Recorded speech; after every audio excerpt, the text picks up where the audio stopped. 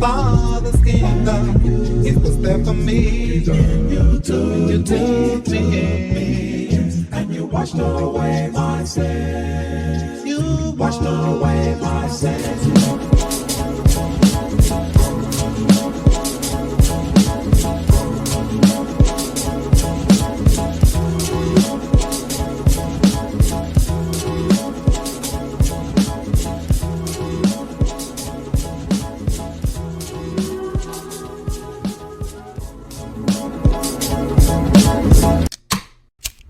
You ready?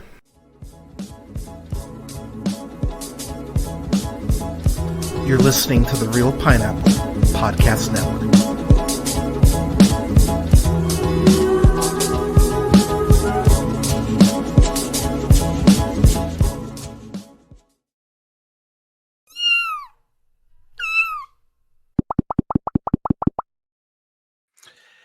Hey, good evening, ladies, gentlemen, theys, and gays. This is the Real Pineapple. This is your humble host, Hunter here.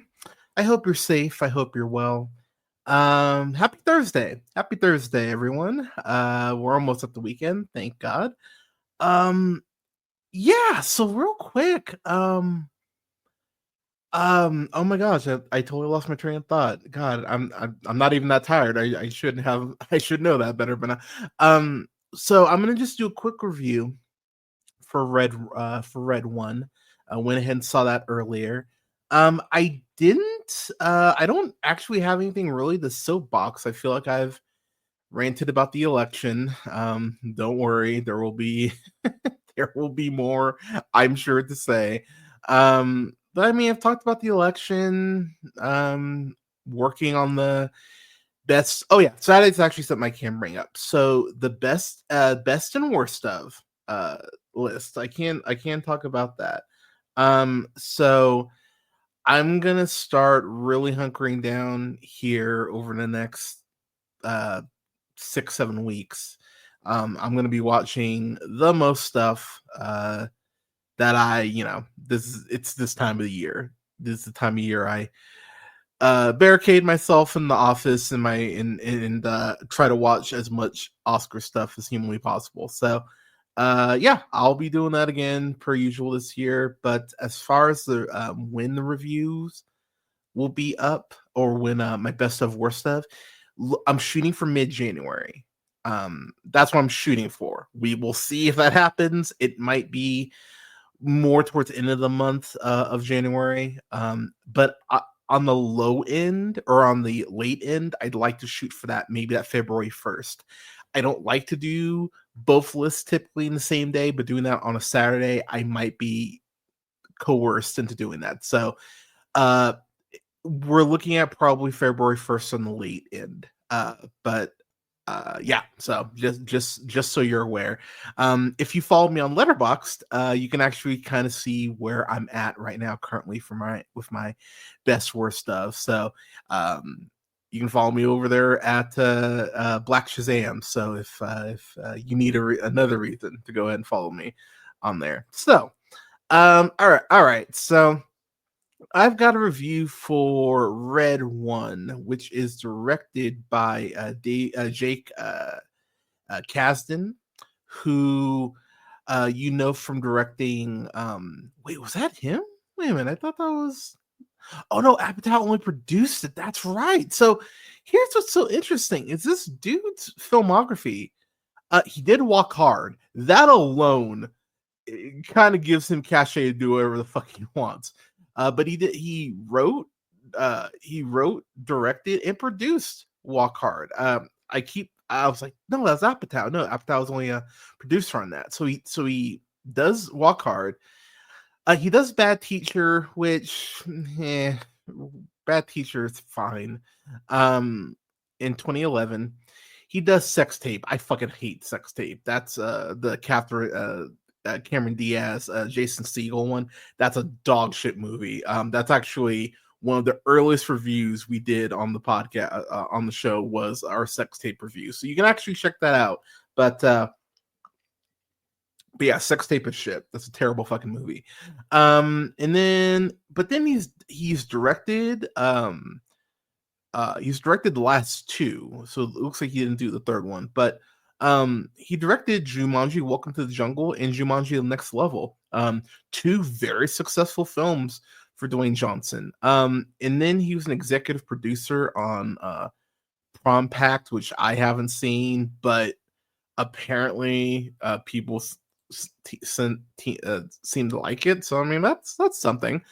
But yeah, so going into this, let's just call it what it is. I was not overly excited about going into this. As a matter of fact, I was downright looking forward to about anything else but this.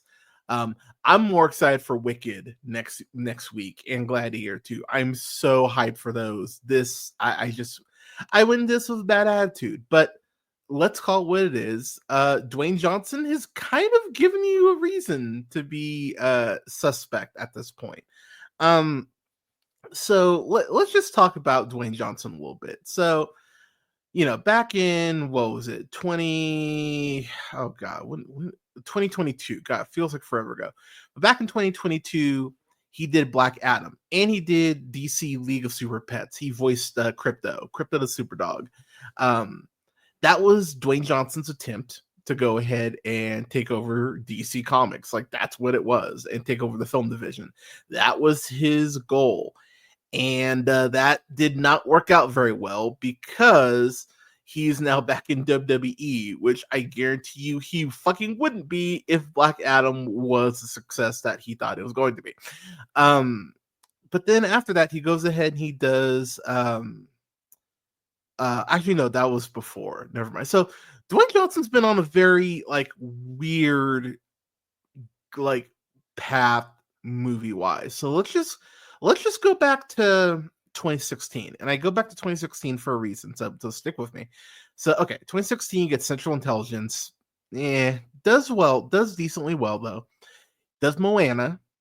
That's a smash, a hit. I mean, we're getting a sequel in a week. Does Fate of the Furious. Does well. Not great, but does well. Does Baywatch. Baywatch does not do well. He does Jumanji: Welcome to the Jungle in 2017, same year as Baywatch. That does well. He does Rampage in 2018. That does not do well. He does Skyscraper in 2018. That does not do well. He does Fighting for My Family, which not a huge financial success, but it's a smaller indie film.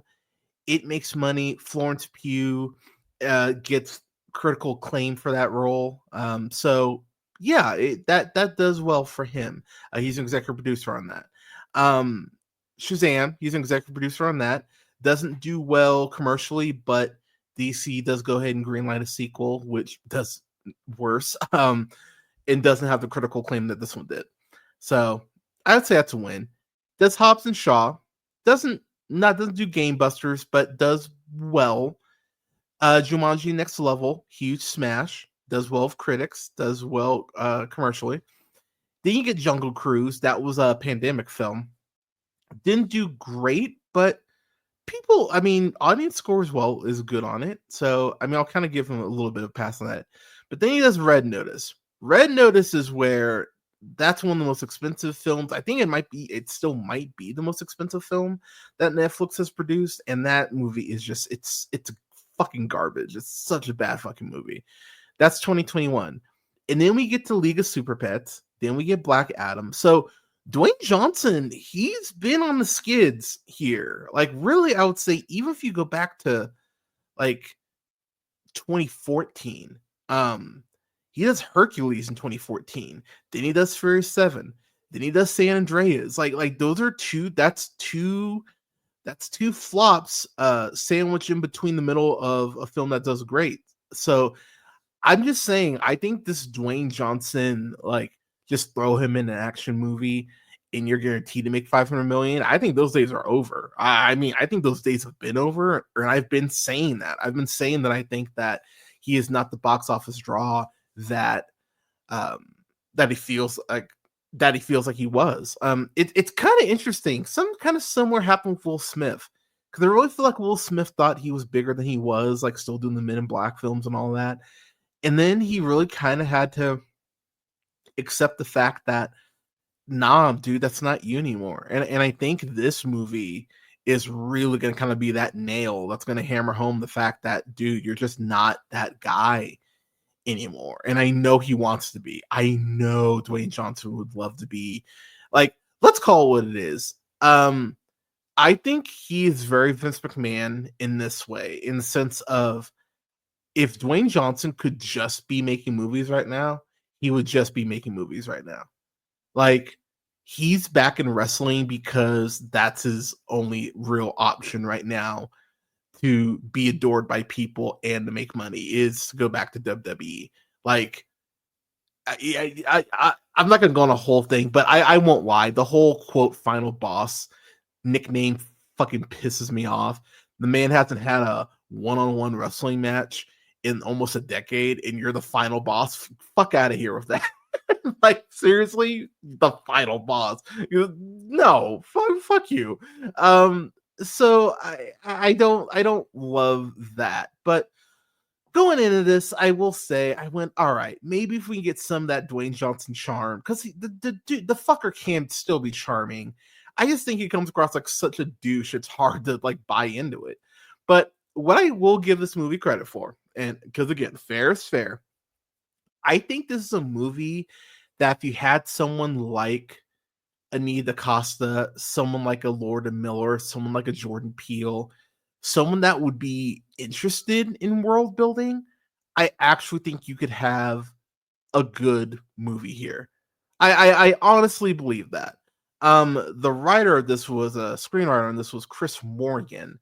Chris Morgan, he so I mean he also wrote this. Oh, he wrote Shazam Fury of the God. Oh man, okay. So as I'm looking through here, so he was a producer on The Mummy, the Tom Cruise one. Ick, not a great start.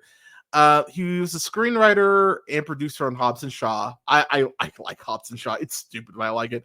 But then he was the screenwriter of Shazam: Fury of the Gods, which everyone I've talked to who's just been very disappointed with that. He was a producer on Fast and Furious Spy Racers, which is actually a really good show. So I mean, yeah, not the best screenwriting credits to your name, but it feels like this guy is very much a I just need to cover my bases sort of guy. He may not even be that good of a screenwriter, to be quite frank, because there's some things in here that are introduced that I went, okay, that's an interesting concept. It's kind of like that Charlie's Angels movie in the sense of this movie introduces there's this whole concept to bring up of they're basically able to go through different toy stores, kind of like as like hubs for when they go ahead and they're in like in Christmas season to go ahead and get around quicker. And I actually was like, that's kind of clever, actually. That's an interesting notion. And then there's this whole thing where there are people in law enforcement who know who Santa is and like know that Santa exists. So that would actually be kind of an interesting thing to be like, okay, how does Santa work with law enforcement in the sense of like how high up do you have to be in order to know that, you know, that Santa fucking exists? There are a couple things like that I was sitting there going, man, there's something here. But the problem is this guy just doesn't fucking care about shit in this movie. This movie feels ironically enough like a Mummy film. But I'm not talking about like The Mummy or The Mummy Returns. I'm talking about this feels like The Mummy Tomb of the Dragon Emperor. Like it feels like they went, oh, what new visual effects package came out? Oh, we can do killer abominable we can do killer snowmen. Sure, why not? Let's go ahead and do that. So they throw that in. Nick Kroll gets possessed in this movie in a sequence that is so unnecessary. Like there's just such another way to do that. I was like, all right, cool. We're doing this shit. Um, I don't even know where to start with this. So okay, so J.K. Simmons, he of course plays Santa, and I. It's so funny because I was thinking back on like Christmas movies because per usual, I'm going to do a 12 Days of Christmas countdown, review countdown. Still figuring out the list, but I will be doing some holiday / Christmas reviews. But I was thinking back to A Violent Night and how much that movie kicks so much ass, and how awesome David Harbour is as Santa, and how they actually do a really good job of giving you some like mythology about Santa. And like, I really love that fucking movie. And as I'm sitting here and watching this, I went, man, if you guys hadn't stopped at the outline, if someone really actually fucking cared about, and I hate to even say it like this, but if someone wanted to make this a franchise, like lay some groundwork, maybe that's how you have to go ahead and just pitch shit now. Like, I hate to be that cynical, but it's starting to kind of make me wonder, like, is that what we have to do? Do we have to say that, oh yeah, you're guaranteed another movie for people actually fucking care and put some effort in? Because shit in this movie just happens just because. Um Dwayne Johnson's character, what's the fucker's name? Clint, something like that. Callum. There, I'll start with a C, whatever. But he has this bracelet. He basically has the Pym tech. Basically, he has this gauntlet that can go ahead and like make things bigger or make things smaller. And I will say they actually use that to shockingly good effect. Of course, that's the end. It's at the very end of the fucking movie, but they go ahead and they show how Santa actually uses the technology to like shrink to go ahead and get inside chimneys, and then like size back up once he's in like the main part of the house, and how he actually is able to do that with like the stockings and stuff like that. And I went, this is fucking clever. Like, where the fuck was this for the other 90% of the film? And I think that's what just made me so angry, is because I went into this, I had a tall margarita because I was like, I am not watching this sober. And then I had I got a tall 805 at the theater. I was just like, all right, I can do this. And I'm not gonna lie, y'all, as I'm sitting there, I'm like, I'm not hating this. For like the first 15 minutes, I wasn't hating it. But there's just this point where Chris Evans goes ahead and joins the party. He plays Jack O'Malley, who is a guy who hacks things. They don't really he's a hacker who sells shit to the highest bidder. That's essentially what he is, or who he is. So sure, but he has the whole subplot of, oh, he's a shitty person, so he's on the naughty list. He's like a level 4 naughty lister, which they kind of throw out that whole concept that there are levels to naughty list, and then they kind of just like don't follow up on it, which again, something else that was interesting that could have used some more explanation. But Chris Evans and Dwayne Johnson, I just don't think they have chemistry. And it's so like, you think about Evans and like Anthony Mackie, or you think back to like Evans and like Robert Downey Jr., or Evans and fucking Sebastian Stan. Like, we've seen Evans have chemistry. Evans and fucking Idris in the Losers. Like, they had chemistry in that. Like, we've seen Evans have chemistry with his co-stars, and I just don't think there's any chemistry between him and Johnson here. It's funny. I brought up Rush Hour the other day, and obviously elements of those films have not aged great, but one thing that just constantly is great in those movies, even in the third one, where it is definitely a step down, step and a half probably from the second film, is Chan and Tucker's chemistry. It's still there, even when the script isn't. And as I'm watching this, I just went, I'm not getting this like fun buddy pop dynamic, which you're clearly going for. It feels like they're going for Lethal Weapon, and yeah, it's not the case here.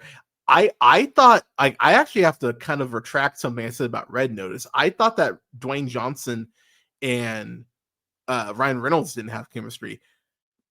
I think the chemistry's worse, personally. Yeah, it's rough. And then you get to the villain of the film, Grillo, who's played by Kiernan Shipka, who you know from Charming Adventures of Sabrina and Totally Killer. I'm such a fan of hers, and like I hope she gets to play a villain again, because like there's something there. But the problem is her motivations are so thinly defined. Like she's really just there to kind of be there, and she really doesn't get any sequences with the villain, like with the heroes. It's really weird how much of an afterthought the main threat of this movie is, and you get someone who's proven to be a great actor, and yet this is what you do with them. It's really quite frustrating. When I think about something like this too, this budget's $250 million. I cannot tell you there isn't an action sequence that I was like, oh man, like let's go. One of the things that's a very dumb decision about this, and I get why this is, but hear me out. So much of this happens at night, including when Santa is kidnapped. And all sitting there thinking the whole time is, okay, you're at the fucking North Pole. Have some lights. Light the North Pole up. Like, what the fuck is wrong with you? Like, why aren't there Christmas lights everywhere? There should be. It's fucking Christmas time. It's just, there's just stuff like that I just kept going. Come on, movie. I'm like, give me something.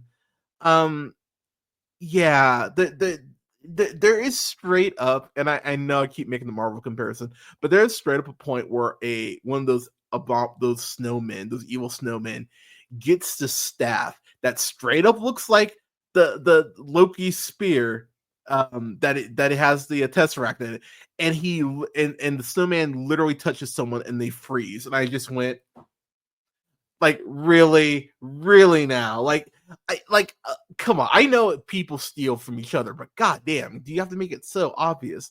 As I'll say, I know I mentioned it kind of in passing, but the beginning part of this movie, the first like 10 minutes where it's mostly J.K. Simmons, I actually liked it. I went, oh, the J.K. Simmons. I was trying to find the line.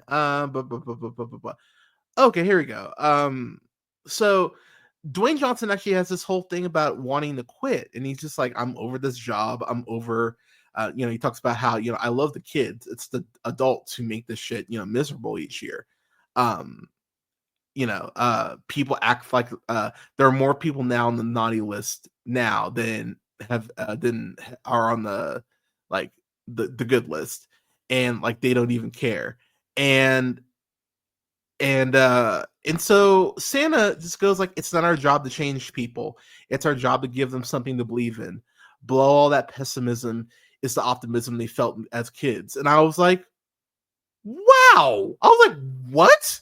Where the fuck did that come from? I was so shocked. It like woke me up. I was like, where the fuck? Like, okay. But then the movie just, it's never even remotely that interesting ever again. And again, this is like the first 10 minutes. So I'm not even like, I'm mad because this is $250 fucking million. Like, I have indie directors. Like, I've been interviewing people more so than ever before on the show. I guarantee you, oh my god, could you imagine giving Jennifer Levinson fucking $200 million? Oh my god, she would direct something awesome with that. Could you imagine giving fucking giving Nia DaCosta, give her that? Like, I know the Marvel's like 200 million, shut up, but like, let her do a project like that inspires her. We just had Clayton Crawford back on. We just had Sarah Friedman on. Oh my god, they would crush a project with just 20 million, let alone fucking 200 million. So when I see a movie like this where it's so expensive and it feels like no one fucking cared, it's like, what do you want me to say? Like, I'm not giving you a pass for that. Like, no, like it's made even worse too by the fact that Dwayne Johnson just did this with Red Notice. Like, I kept confusing this with Red Notice. I kept calling this Red Notice. I'm like, no, it's Red One. Like, I had kind of drilled that in my head. oh man, this movie really upsets me. Even though I wasn't like pissed off, but I was sitting there going like, this is shit. Like it's in that even something like Madam Web. Like I expect Sony to fuck up, but I do like I could at least go with Madam Web. Hey, there is like a girl power element to this that might make this fun to watch like at a sleepover, maybe like to just like talk shit about it, but kind of have fun with like, with your girls. Maybe that, it fills that ilk for someone. There's no goddamn reason to watch this. My friend Ambrosia, shout out to her. She was like, "Oh, like should I watch it?" And I was like, "On streaming if you have to." But I mean, I used a free credit for this, and I was like, man, if I had paid for this, and maybe that's part of why I'm not so mad is because I didn't pay to actually watch it. I paid for my food or whatever. But yeah, y'all, this isn't. I'm not even mad enough to give this a go fuck yourself. So I mean, I'll give it an F. But man, it's just when I got to the end of this, I was like, I just want this to be over. That that's what I kept thinking. I was like, is this done? I'm so tired. Like I do not care. And Lucy Liu, my God, that woman is so goddamn fine and so goddamn talented. And even in this, she is trying harder than she has any fucking right to be. And I'm frustrated watching her because I'm like, can we get her a vehicle? Can we get her an action franchise? Can we get her into the MC? Like, can we do something with Lucy Liu? She's fucking amazing and she deserves more than she gets. And like, it's so frustrating. Like, I don't know. So I just, anyways. So this is an F. Like, don't watch this. There's just nothing for you here. Like at the end of the like even for a Christmas movie, it's like, oh, should I watch for that? No, no. Like watch Violent Night. Violent Night is so much better than this. And that's the other issue I have too. Like there's no reason for me to recommend this because Violent Night exists. Like, why would I recommend, something shittier to you? So yeah, don't watch this. And this is on track apparently to make around 35 million, and the 250 million apparently isn't including even the marketing budget. So yeah, this isn't gonna do great. Yeah, this is probably never flop for Dwayne Johnson. So yeah, but F for me for Red One. But yeah, I'm gonna get out of here. As far as the rest of the week, um I might stream tomorrow. Maybe I will stream tomorrow. I'll think about it. Oh yeah, I am gonna go ahead and do a breakdown of the Captain America in the Thunderbolts trailer. So actually, maybe I'll do that. Shit, maybe I'll do that tomorrow. Maybe I'll do a trailer breakdown and then I'll stream some Batman or something. But I'll update the channel so y'all know. But as far as what I've got coming up, I've got next week, I've got a review for Gladiator and Gladiator 2. I'm excited to go ahead and bring that to y'all. I'm real excited to go ahead and see that. And then what else? I'm going to be streaming. I will be streaming Batman, the Telltale series for sure next week. Going to get back to my AEW reviews next week. So I'll have a review for AEW Dynamite next Thursday.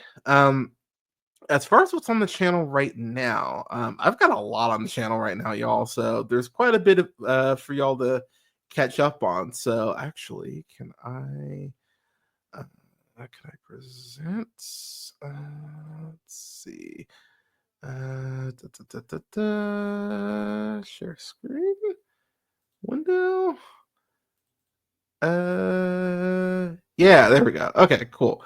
So yeah, recently I reviewed this fun thriller called The Stoic, and I did an interview with the writer director John Eckersley. That is up on the channels right now, as well as the video interview as well. I just reviewed this film called Or Something, this cool indie flick. Did an interview with the director of it and the producer Dan Blackwell and Jeffrey Scotty Schroeder. that was a really fun interview. So that's up on the channel right now, as well as a video interview on YouTube. I did a interview with Daniel Partland, who did the documentary Unfit about Donald Trump, and did the sequel called Untruth: The Psychology of Trumpism. That review's up on the channel right now, as well as an interview with him. He gave me an hour of his time, and the interview was really thought-provoking and a lot. I know a lot of us don't want to hear about Trump right now, but I do think that that's an interview that's well worth your time. So I would definitely recommend y'all check that out. I did an interview with SC King, this really amazing director. They were a blast to have on, as well as actress Danielle Joy Healy. We talked about their film Our Dad Danielle, which is this really awesome documentary about Danielle coming out as a trans woman just a couple years before she turned 60, and about her journey. And they gave me like 30 minutes of their time. They were so fucking cool, so fucking sweet to talk to. So definitely check out that review as well. And then I did a interview for this film called Chaperone. Interviewed the director Zoe Eisenberg. When you think about Chaperone, think about May December, but I would say even a little darker. It's a great flick. So my review for that is up on the channel, and then my video interview with Zoe is up on the YouTube channel as well. But a hell of a movie. That's gonna be one of those movies that people watch next month as they start to wrap up their best stuff and go like, oh shit, like check out Chaperone, y'all. Like check that movie out. And then I did a interview with writer, actress, director. She's kind of talented. Sarah Friedman. We talked about her feature debut Heightened, which there is a review up for here as well. Video interviews up on the channel, on the YouTube channel.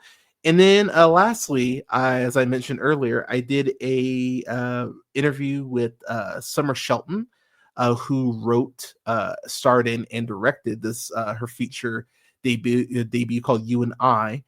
And a friend of the show, Clayne Crawford, co-stars in that film. So they were on the interview as well.